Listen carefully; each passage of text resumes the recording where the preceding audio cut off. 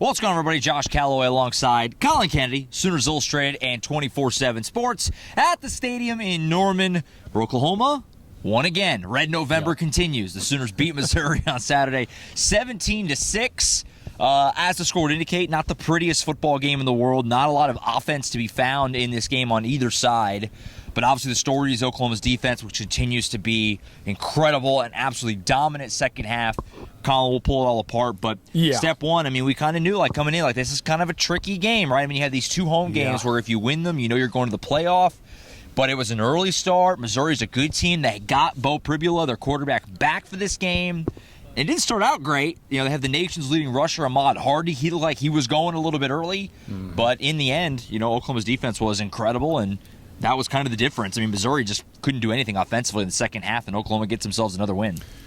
That was something. That was really something. That was football. That was a game. That was football. and football look, was played. We always like to sit here and talk about maybe what's the theme of every outcome. I think this one for me is just about this team just keeps finding ways to win. Yeah, right. And they keep finding ways to win at a time where you have to find ways to win, considering everything that's on the line, the opponents you're playing. I'm glad you brought it up. I think that Mizzou team's a lot better than people give them credit for. Bo Pribula fought through. Maybe we talk about Missouri's decision-making as well, because maybe Mizzou gets a little bit closer in this ball game. But Oklahoma, time and again, they find ways in multiple phases to just have enough. And sometimes you just got to have enough, especially with everything that lies on the horizon. Yet again, man, this Oklahoma team, I believe the phrase being thrown around right now, Josh, is grimy. They're a grimy group. Yeah, that's how Brent Venables described them. Hard to argue. It kind of is a fitting description for this game. Yeah. I've said this a couple times this year. This was a formula win. This is the formula. For Oklahoma, offense wasn't good, but they didn't turn it over. Yeah. They got one huge play, an 87-yard touchdown to Isaiah Satania. They capitalized on a short field after that was after the bad punt, right, where they scored the touchdown. I think that's right. Yeah. They got another field goal, obviously, to start the second half. And the defense was awesome, right? And that's Oklahoma's formula. In 2025, that's what this team's going to need to do to win games, and that's what they did today. Collin, the defense. Yeah, man. Good God. Again, it started off a little wobbly. The first drive, Missouri was really running the ball quite well. We talked about it in the game preview on Friday. Ahmad Hardy, the nation's leading rusher. This is one of the best rushing offenses in college football, and that was going to be the matchup to watch. That offense and that rushing attack versus Oklahoma's rushing defense, which has been obviously so good all year. And it started off, Missouri was getting pushed. They were getting big chunk plays. On their second drive, it looked like they had it going a little bit. That was it. After the first quarter, Missouri just could not move the ball really at all in this game, especially in the second half. It wasn't until the fourth quarter they even got a first down. The defense is just it's special. We've been talking about it all year, but you just watch a game like this where the offense is not really giving them much of anything, and they just kept going up there and shutting them down over and over. What can you say? This defense is just a joy. I'll tell you the moment I think that the switch flipped for them. So early on, as you've been talking about repeatedly, that Mizzou rush offense kind of looked like everything we had talked about, right? They came out, and if not for a holding penalty on that first drive, who knows what the outcome is early on, right?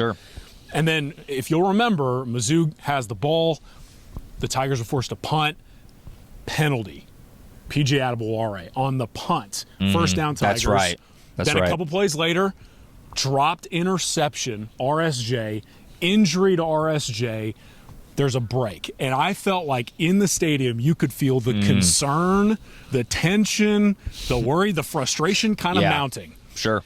And Owen Heineke, right out of that break, blows through the offensive line for a 6-yard tackle for loss. Yeah. And when he gets up and throws a thumbs down, it kind of felt like that defense was take off from there.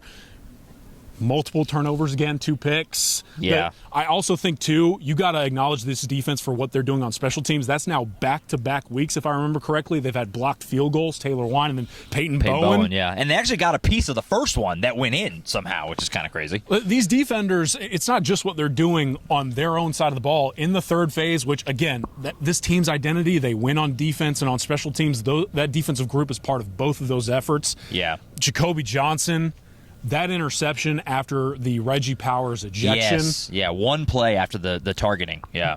I joked with him after the game. I was like, all right, between all the PI calls, which were Would you call him questionable? Or? Well, what's crazy is that it was questionable. Then going the other way, Oklahoma couldn't buy one at the same time, which is, After that dynamic, and then Powers ejected right out of that. I mean, again, those moments where they have these big plays out of breaks and those big plays in these key moments. Jacoby makes an interception, and I joked with him. I was like, were y'all talking about that as kind of like a ball don't lie moment? And he was like, maybe. A little bit, maybe. But like sure. I think that this defense, Josh, they embrace the role that they play in this team. They know this team's identity, at least right now. They don't look at the offense at all. They look inward. And because of the way that they view themselves and the pride that they take, they keep making those big plays we talk about every single week, and you see what the end result is. Yeah, no, Brent Venables talked about that post-game, and his full press conference is on the YouTube channel, and I never really heard him. He kind of talked about this before a little bit, but he kind of termed it a little bit differently today, kind of going off what you were saying, where he was like, you guys aren't the offensive coordinator. Like, don't worry about what's going on offense or what's going on in special teams or whatever. Like, just go relish the opportunity, is how he put it, to go stop him again and stop him again and stop him again. And that's how they play. I mean, that's what this defense is, especially in the second half. It was kind of, and we'll get to the offense in a minute, obviously, but it was almost maddening at how little clock the offense was using, and they just was like, man, if they could just get a couple first downs, like, it could almost salt this game away, and they weren't able to do it. And the defense just kept getting another stop and another stop and another stop, and it just it's unbelievable. And these guys who have been great stories, like Owen Heineke and Taylor Wine, they're doing it every week. Like, they've moved beyond just being like, wow, how cool is this, to like, they're just really good. There's tons of dudes making plays over and over. And like you said, you get the big targeting on Reggie Powers, gives him a first down. It's a bit of a gut punch. I think was that on third down also? I believe so. I think it was. And Jacoby Johnson makes a great play on the ball, gets a big interception. They get the football back. Eli Bowen got the interception late to seal the deal. It's just, I have no complaints defensively at all. It's amazing. And again, no R. Mason Thomas. Again, no Gentry Williams. There's guys over there that are beat up, and they roll on. They just continue to roll on. It doesn't matter. You have Amarian Robinson, a freshman out here, makes a tackle on point. I mean, it's just waves and waves and waves of guys. It's stuff we've been saying all year, and they just keep doing it. And today, unlike Alabama, where the defense was awesome in Tuscaloosa, obviously. We've talked about that all week. But Alabama moved the ball, right? I mean, they have 400 yards. Like, they moved the ball. Missouri could not move the ball. In the second half, they couldn't get first downs. It was a masterclass defensively in the second half, especially. This defense on the money down, what was it, 3 of 16 they hold the Tigers 3 of 16 and a fourth down stop. And a fourth down stop. I joked with Eli Bowen that the other big interception in this game to kind of close this thing out, I joked with him. I was like, are you and Peyton keeping a tally of who makes more big plays? Those two guys. In these games? Because, I mean, again, that's another week of those two making game-changing plays. And, look, you talk about no complaints quickly before we go to the offense, special teams. Tate Sandell hits the 45-yard field goal. Another field goal. Grayson Miller, get yourself a free dinner, a free adult beverage, and an ice bath, my friend. He punts. He had a lot of punts today. 9 times. A lot of punts. 404 yards. Yeah. That includes 6 in a row to end the game. Mm-hmm. Yeah. That's got to get fixed. Don't get me wrong. More on that in a second. Grayson Miller, man, Tate Sandell, and again, those are those guys in the third phase. Like, they just we know what this team's identity is. I love what they're doing in special teams. And you mentioned another blocked field goal. Peyton Bowen blocks one, and then I can't remember. I don't know what to put on the spot. Who blocked the other one? I can't even remember. It went in. Someone got a piece of it, and it still went in. Kind of crazy. But yeah, I mean, the special teams continues to be great. Grayson Miller, he had those like 2 or 3 punts in a row where he had a chance to pin him, and he had a couple touchbacks. But then he bounced back at the end, and he kept Missouri around the 10-ish yard line in the fourth quarter. And I mean, with the way the defense was going and the way Missouri's offense was incapable of really doing much of anything, you knew when they were at the 10, they're not going to drive the ball down the field here. It's not going to happen. I will say too, the coverage units, we overlook that aspect. Mizzou's got playmakers. You saw Kevin Coleman and like some of those guys made some huge plays. Coverage unit really didn't allow much explosives either, and the third phase of this group, man, they keep rolling. One last thing on the defense too. I mean, Ahmad Hardy, just to put a bow on that, nation's leading rusher. Brent Venables talked about it, over 1,000 yards after contact, which is just a Looney Tunes stat. It doesn't even sound real. 17 carries for 57 yards today. That's just over 3 yards a carry. That's his, maybe his worst game of the year production-wise. I have to look at the box scores, but very few teams have held him that under wraps, and most of that was in the first quarter. Like 40 of that was in the first quarter. They shut down the nation's leading rusher today, and got after Bro Pribula, got 4 sacks on him. Dominic Williams got a sack in this game. PJ got a sack. PJ got a sack, and it's good. He's seen an expanded role over the last couple of weeks, responds from that big penalty earlier in the game. Yeah, man. Look, and I think you may have a quick thought on this too. I give credit to Missouri. Bo Pribula fighting through. Ahmad Hardy, I believe this is the fewest scoring total for them on the season. I'll have to go back and check my work, but yeah, I also think, those players fought hard despite maybe some conservative approaches at times. Yeah, didn't get in the end zone in this game. And to your point, I did think Eli Drinkwitz in Missouri were weirdly conservative a couple times. Yeah. They had the really weird was the 4th down where they call a timeout, come back out, line up to go for it again. Brent Venables calls timeout, and then they change their mind on the second time. It's like you lined up twice, and then on the third one they changed their mind. I was joking about it with somebody in the press box. Like the pre-snap, they send somebody in motion. Brent calls timeout on them, and then they just go kick field goal. I'm like, there's no way you love that play call that much. Yeah. There's no way you don't have a second call on the shit. And it's no like, way. It just, I guess, it goes to show the respect across the way for Brent Venables that they thought they showed enough. Like, oh, we can't even do this now. Like that. It's kind of crazy. And then they had it in the third quarter around midfield, 4th and about 2 or 3. Yeah. Again, down 11, and they decided not to go for it, which, I was a little surprised at that too. It just kind of felt like Missouri all day was a little – they never really wanted to – I get OU's defense is incredible, and that's probably part of it, but I was a little surprised Missouri didn't push the issue a little bit, especially considering that they didn't really have much to lose today. They're not going to the playoff. They had 3 losses. You kind of are coming in looking for a signature win. Yeah. I don't know, but I did think Missouri was a little conservative, and that definitely hurt them at times. Let's go ahead and talk about the offense. Let's do it. So, yeah, it wasn't good. It wasn't good. Do you mind if I lead off with something Sure, go ahead. kind of provide some context? Go ahead. I think this is an important conversation to have right off the top. I think a big reason why, and I think Brent Venables all but confirmed this, I think a big reason why what you saw on the field today, I think they were just protecting those running backs. Yeah, the running back room is in shambles. Yeah. From a health perspective. And then not in shambles from like an on-field perspective, obviously. Everyone is hurt. Everyone is hurt. Everyone's hurt. I believe Venables said on Monday Xavier Robinson came in with a sprained knee, and is what he said. X was going up to him being like, play me, put me in. And he had a big brace on it today. And hey man, Brent on Tuesday, I guess after that conversation was still like, we probably need to spread the ball around a little bit. You could kind of tell they knew going in, we got to put these guys at least on a pitch count. And I want to start this conversation with that. Yes, it is frustrating. Yes, people are going to be asking, why don't you run the ball more? Why don't you do this, that, and the third? I think a huge layer to what you saw on this field today that may not carry over is I think they really wanted to protect their running backs and get out of this game. No, and that's totally fair because that does kind of put a backdrop on everything that happened today. I mean, Xavier Robinson, he got 12 carries. Most of those were in the second half. Yeah. He ended up getting 42 yards, 3.5 yards a carry. Not horrible, all things considered. But he was the only running back. I mean, they didn't give anyone else a carry. No Blaylock. We speculated maybe Taylor Tatum, who was on the availability report, didn't play today. Jay Knott. I mean, that's just it shows how far away we are from that being a possibility and that he's completely healthy, and they'd rather have skeleton X-Rob, who's got a bum knee. Yeah. They'd rather do that than get Ott involved, which, I mean, I'm not arguing it. It's just kind of goes to show where that situation is. Yeah, I mean, it's just... If it didn't happen today, it's definitely not happening. Definitely not. But, John Mateer, I believe, runs the ball, 18 times? 18 times. That's a lot. 18 times. And then I wrote it in my notebook in-game as well, Josh. I don't know if you picked up on it down on the field. They attacked the first level of the field consistently. Yeah. They targeted Deion Burks a ton at the first level.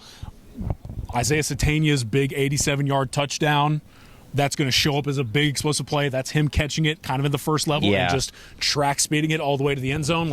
They tried to find extensions of the run game in this one to protect those guys, and I can't blame them. That's the thing. So that's obviously the backdrop of everything. Yeah. The pass game was also not great, but again, when you have no run game, it makes it harder. So we want to be fair about that. Questionable decisions, though. For sure. Mateer, 14 of 30, $173, did have 2 touchdowns. Both the touchdowns were great. I mean, the 87-yarder to Satania hit him right in stride, and Satania's so fast, it was off to the races. And then the touchdown throw to Giovanni Gibson, first off, really cool that Gibson got in the end zone, a long road back for him. That was a nice read and a nice throw. But other than that, it was. I mean, that's obviously Mateer got literally more than half of his yards on the one touchdown at Satania. If you remove the Satania touchdown, which you can't, that play happened. It counts. But if you take the Satania touchdown out, he was 13 of 29 for 86 yards. Yeesh. Really bad. I mean, you mentioned they tried to get out to Deion Burks. 8 targets to Burks for 2 catches for -2 yards. I don't know, man. We keep saying it. The backdrop is that there is no run game, and that makes everything harder when you have all your running backs are hurt and there wasn't a lot of a threat of it. But the pass game was quite bad today. I mean, you had the big play and then another touchdown to Giovanni, but otherwise John wasn't real accurate. Like you said, not great decision making. Not great. This is another game where, let's just call it what it is, he should have had a few more turnovers. There were some. A few more turnovers, and there was a couple plays down the field that were there to be had too, and he just kind of sailed a couple balls. And don't get me wrong, there were some nice passes that were not completed because maybe it's great coverage or receiver gets one hand on the ball. For a second, I thought they were going to give Giovanni Gibson that play over here on the sideline. They reviewed that for like 20 minutes. Yeah, that's like 20 minutes we'll never get back from our lives. I still don't know why. This game taking 3.5 hours should not have happened. Inexcusable. Should not have happened. But look, the passing game was a little bit rough. Yeah. A little bit is an understatement. I'm trying to be delicate. John has got to be better.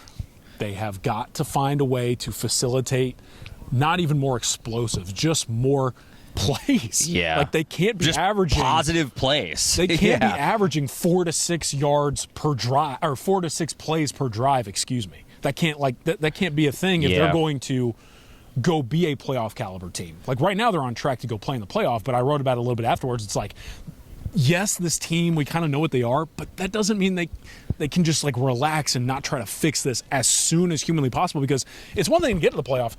This offense has to get a lot better if they're going to go win a playoff game. Yeah. Again, they protected their backs. The run game is a huge layer to this offensive approach. There were certainly bright moments, but I think multiple things can be true. And one thing that's certainly true is it's another kind of head-scratching performance on that side of the ball. And again, it ties back in again just how unbelievably impressive the defense is, because, again, Oklahoma loses the time possession battle. They lose the yardage battle. Yeah. But they still win because the defense is just shutting things down. And, I said on the game preview on Friday, it felt like Oklahoma can't afford to have a bunch of 3-and-outs today, the way Missouri can run the ball. And they did that. They had a bunch of 3-and-outs, and it just didn't matter because the defense just kept answering the bell every single time, kind of like we talked earlier, relishing the opportunity that Brett Venables said. So, yeah, I mean, offensively, at this point, I mean, we're 11 games in and the season's almost over. Yeah. The offense is what it is. This goes back to what I said at the beginning. Like, this is the formula. The best you can hope for offensively right now for Oklahoma is you don't turn it over, you get a couple of big plays. They got the long Satania touchdown, and that you capitalize on the short fields when the defense gives them to you, which they did, and you get another score somewhere, the Sandell field goal, and then you hope that from there your defense can win it for you. Yeah. That's kind of that's Oklahoma in 2025. Yeah. Moving forward, it's going to have to be a lot better, but this season, this is what it is. Yes. I mean, it's just kind of the reality. So big picture, we know, like we've said repeatedly, what this team's identity is. Like you said, they kind of are what they are to this point. But at the same time, too, I'm not going to dismiss anybody, including the folks that are a part of this, saying, look, we still have what it takes. And we can still improve on that side of the ball. And we can, at any moment, put something together that really impresses on that side. And I do think they have what it takes. And again, if they get healthier at running back, they're going to look a lot more like what they looked like against Tennessee maybe than what they've looked like against Alabama and then in this one. And that is a huge boost when you get the ground game going. And maybe Mateer gets into a groove. And all that aside, I think that, yes, we kind of know what they are to this point. I know that there's probably more in there.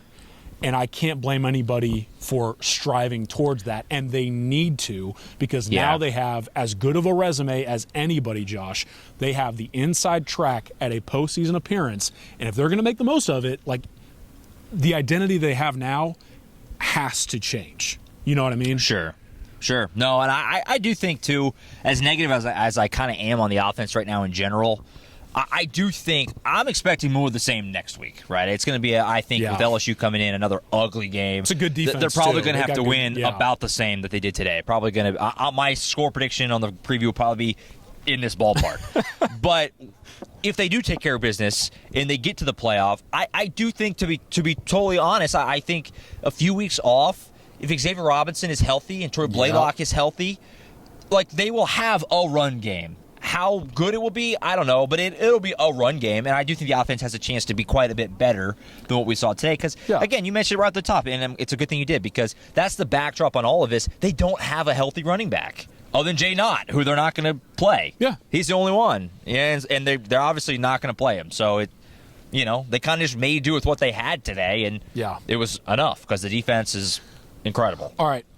At the end of it all, like, yes, if I would have looked at you, Josh, and said, hey, Oklahoma's going to have -7 yards at the end of the first quarter. -7 in the first quarter. And they're going to take, what, they win. 14-6 lead into halftime? Yeah. You would have screamed homer at me, or what you would have said, what have you taken?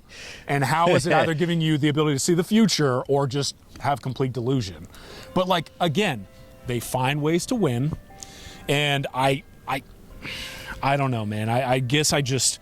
For me, like... I think they're a really good team. Yes. I think the defense is incredible and the special teams is really good. And you feel like the bones are there for the offense to maybe not be elite, but at least, like, pretty good. Yeah. It's just, it's just kind of ugly. That was a lot of ugly. I didn't think Ben Arbuckle had a great day today either. I thought at times he's called some pretty good games, and I thought in the second half in Knoxville, I thought he was really good. Mm-hmm. Today, I don't know. There was some funky stuff, I thought. At the end of it all, and this was kind of the point I wanted to get to, they are now, what, 9-2? 9-2. 5-2 in the SEC. I think anybody takes that. I mean, and they're going to have a home game next week that they will be favored in to win, to get 10 wins. To the playoff. 10 wins, yeah, and to make the playoff. Get 10 wins, go to the playoff, you're 9-2 right now. Yeah. Take everything that we've just talked about out of the equation for a second. If I looked at you and said 9-2, especially at the start of the season, I don't think anyone even cares. A month ago, we were sitting here after they lost Ole Miss, and it felt like, man, this is going to spiral on them maybe, and you fast forward a month later, and here they are. They're in good shape. That's kind of my last thing. Like, they're a good team. It's been a whirlwind. It's been a roller coaster of the last few weeks, but they're 9-2. They've got one more to go to the college football playoff. And this was a team that not too long ago, number one, seemed like an 8-4 squad. Number two, after the Ole Miss game, it was like, hey, where is this going? Yeah. And now, like, they control their own destiny still. And yes, it's okay to talk about this, that, and the third, nitpick. Hey, man, they're still right where they want to be. No, I mean, hey, man, you win next week, you get in the playoff, you're in the dance, you have a few weeks to rest up. The way this defense is so good, they're going to be in every game they play. They could play anyone. Yeah. Ohio State. I'm not going to say that they're going to beat Ohio State. I wouldn't say that. I don't know how they match their scores. But I think that they will be in the game because I think the defense is just that good. That I'm that confident. Every bit as confident as I am in the defense is the exact opposite on offense. Like this is just 2017 Oklahoma, but it's just the other way. It's just the reverse. Yeah. And the same thing that we were all saying at that time, which was like, hey man, with this offense, they got a chance. They can hang with anyone. Yeah. It's the same thing. It's just the other way because the defense is going to give them a chance every game, but the offense has to give them more. Has to give them more. So we'll see. We shall see. Going to be an interesting one next week. LSU come to town. If Oklahoma takes care of their business, they'll be in the playoff. And it's kind of amazing that that's our reality, but that's where we are. I'm curious to hear from OU fans. Sound off in the comments. I'm really curious just where this fan base is right now because, there's a lot to like. Again, you're a win away from the playoff, but offensively, there's still, I think, a lot of frustrations. The Boo Birds were out early. They were out early. There was frustration, which is valid because it was gross. Had -7 yards in the first quarter today. That's not a winning formula. Penalties, yeah. Like, I don't know. But they played many men, so. They did play many men. The first play, though, after many men got stuffed on 3rd and 1. So I don't know if it's going to make it to next week. Between the defensive special teams, many men, but also the alternate uniforms and the offense. And hey, man, they're 4-0 in the Unity uniforms. Can you argue with 4-0? I think the comment section is certainly going to try to. I think you got to keep bringing them back until they lose. 4-0, that's not bad. And a couple of ranked wins in there even. Yeah.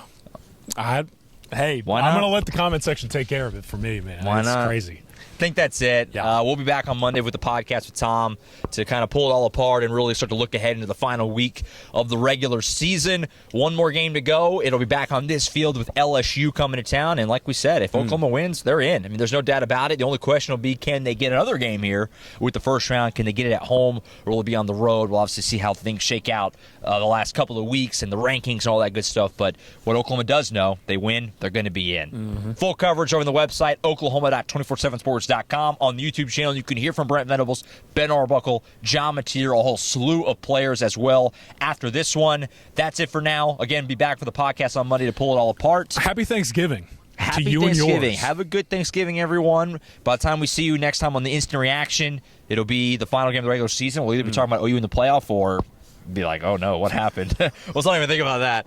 See you next week back here, Oklahoma LSU next Saturday back here at the stadium.